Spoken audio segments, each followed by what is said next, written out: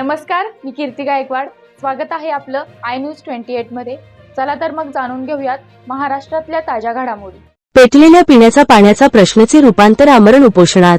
भाग 1. पालघर तालुक्यातील सूर्या नदीकाठच्या मसवण व 5 गावाच्या पिण्याचा प्रश्नाचे रूपांतर आमरण उपोषणात होऊन जिल्हा परिषद पालघर कार्यालयाच्या समोर माजी पंचायत समिती सदस्य सचिन पिंपळे व समस्त ग्रामस्थ, सरपंच, उपसरपंच, ग्रामपंचायत सदस्य व संघर्ष समिती, भूमिसेना, आदिवासी एकता परिषद, आदिवासी युवा संघटना यांच्या उपस्थितीमध्ये सुरुवात झाली असून लोकप्रतिनिधी आमदार राजेंद्र गावित, शिवसेना पालघर जिल्हा प्रमुख कुंदन संखे व पाणीपुरवठा विभाग प्रशासकीय कर्मचारी यांनी उपोषणाच्या ठिकाणी भेट देऊन उपोषणकर्त्यांची निवेदन जाणून घेण्याचा प्रयत्न केला असता उपोषणकर्त्यांचे समाधान ते करू शकल्यामुळे उपोषण पुढे सुरू आहे. वार्ताहर इंडिया न्यूज 28 साठी प्रणय प्रभाकर पाटील, पालघर जिल्हा ब्युरो चीफची रिपोर्ट.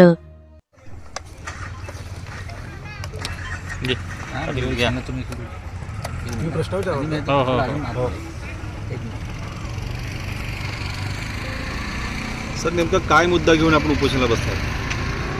सर्वांच्या जवळचा आपुलकीचा मुद्दा, पाण्याचा मुद्दा. आपल्या जी प्रादेशिक योजना आहे त्याच्यामध्ये घोटाळा झाला तुम्ही म्हणता, नेमका काय विषय त्याच्यामध्ये? सर्वात महत्त्वाचं म्हणजे तुम्ही पहिला प्रश्न विचारला. आम्ही ही 7 गावं आहेत, ती नदीच्या तिथे राहणारे आहोत. आमचा मूळ हक्क आहे, सर्वांचाच हक्क आहे, तसा आमचा मूळ हक्क आहे की आम्हाला पाणी मिळायला पाहिजे. पण गेली 15-20 वर्षापासून आम्हाला पाणी मिळत नाही आहे. भरपूर प्रयत्नानंतर 2019ला राष्ट्रीय पेयजल म्हणून ही योजना सुरू झाली.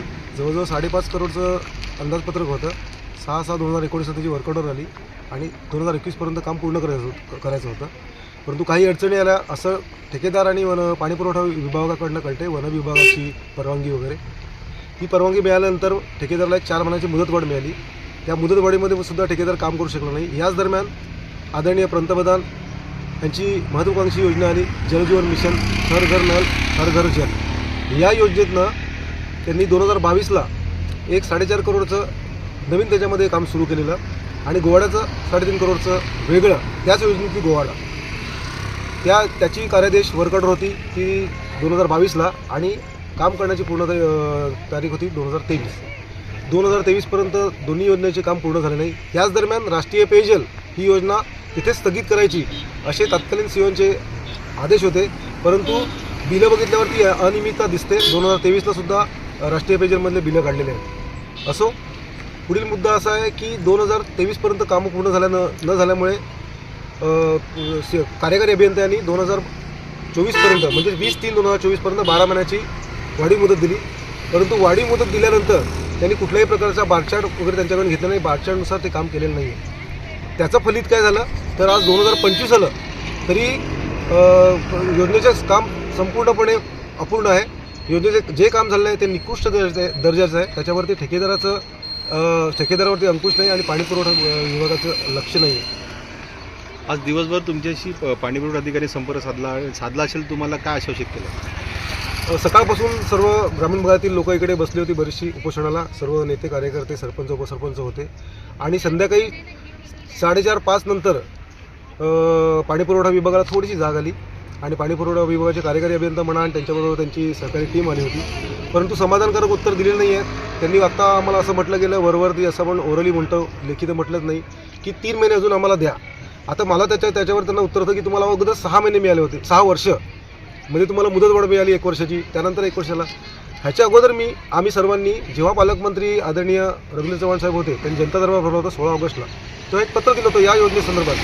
त्या पत्राला उत्तर म्हणून ठेकेदार आणि पाणीपुरवठा विभागाने आम्हाला 24 डिसेंबरपर्यंत पाणी येणार असं आश्वासन दिलं होतं, लेखी स्वरूपात त्यांनी सादर केलं. आणि आज ते आम्हाला तोंडी उपोषणाला बसल्यावरती तोंडी आश्वासन देतं की अजून आम्हाला 3 महिने वेळ द्या. अजून आपण त्यांना किती वेळ द्यावा ह्याचं उत्तर मला अवगत होत नाही. म्हणून आम्ही त्यांच्यावर सोडलं की आम्हाला जोपर्यंत तुम्ही पाणी देत नाही तोपर्यंत आम्ही इथनं उठणार नाही. आज दिवसभर तुमचं उपोषण सुरू आहे. आता पुढची भूमिका काय असणार आहे?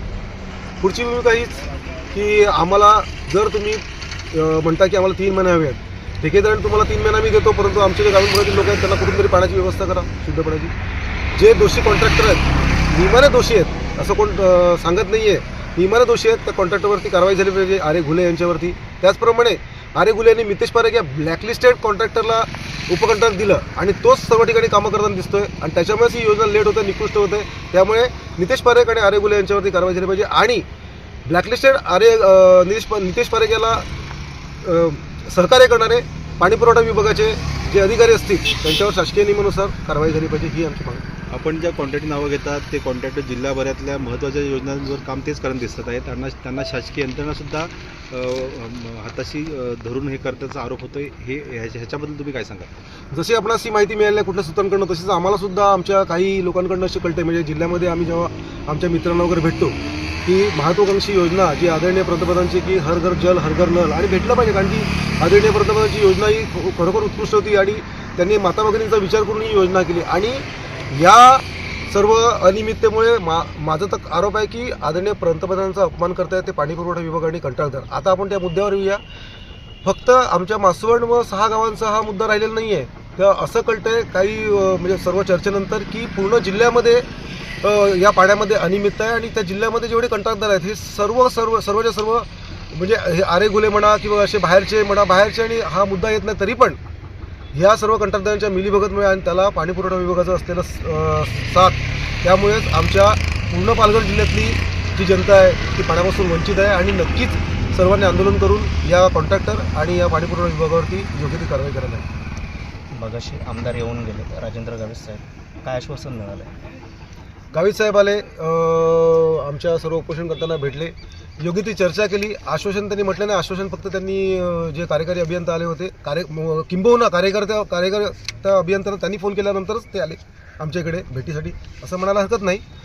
आणि त्यांनी असं म्हटलं की उद्या एक शिष्टमंडळ नेमा, सर्व पाहणी करा आणि यांचं सर्वांचं लेखी उत्तरामध्ये समाधान करा. पण त्याच्यानी कार्यकारी अभियंता काय आमचं समाधान करू शकणार नाही. परंतु आलेल्या सर्व लोकप्रतिनिधींचं आम्ही मनपूर्वक आभार मानतो, त्यांनी आम्हाला सहकार्य केलं.